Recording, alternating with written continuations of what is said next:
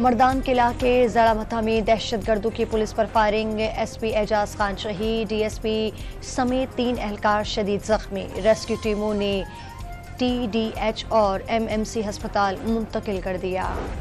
پشاور میں motor cycle پر سوار مسلح ملزمان کی فائرنگ، ایک پولیس اہلکار جاں بحق اور ساتھی زخمی ہو گیا۔ اہلکاروں نے مشکوک موٹر سائیکل سواروں کو روکنے کا اشارہ کیا تھا، ملزمان نے فائرنگ کر دی۔ پاک فضائیہ کے آپریشن سوئفٹ ریٹارڈ کو 5 سال مکمل، 27 فروری 2019 کے تاریخی دن پاکستانی عوام کے عزم اور مسلح افواج کی پیشہ ورانہ مہارت کا مظاہرہ کیا گیا۔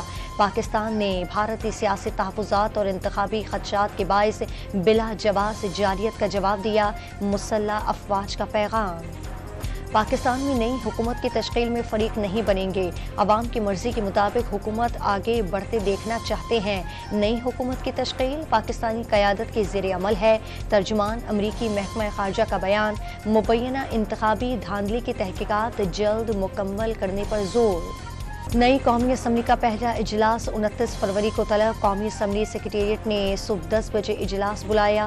21ویں روز اجلاس بلانا لازم، صدر یا اسپیکر کے نوٹیفیکیشن کی ضرورت نہیں، قومی اسمبلی سیکریٹریٹ کا بیان۔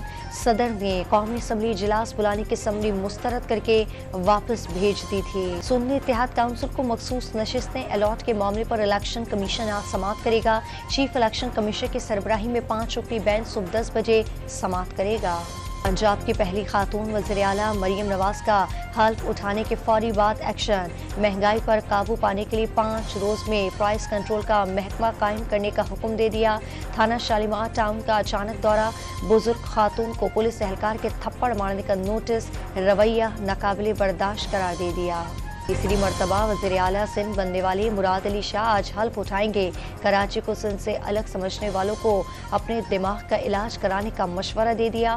ایم کیو ایم پاکستان کے رہنما عبدالوسیم کی نو منتخب وزیر اعلیٰ سندھ کو مبارکباد۔ نیپرا نے ماہانہ فیول ایڈجسٹمنٹ قیمت میں بجلی 7 روپے فی یونٹ مہنگی کر دی، اضافی وصولیاں مارچ کے بلز میں کی جائیں گی، بجلی صارفین پر 66 ارب روپے کا بوجھ پڑ جائے گا، لائف لائن اور کیل الیکٹرک صارفین پر اطلاق نہیں ہوگا۔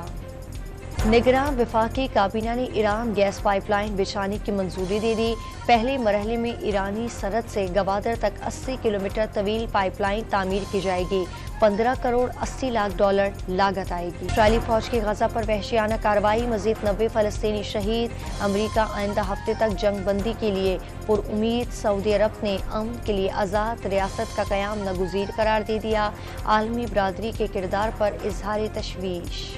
بلوچستان کے مختلف شہروں میں بارش اور برفباری، سردی کی شدت میں اضافہ، متعدد چہارراہیں بند، مری اور راولپنڈی سمیت پنجاب کے مختلف شہروں میں بارش کی پیشگوئی، کراچی میں بھی موسم تبدیل، شہر کو تیز ہواؤں نے جکڑ لیا۔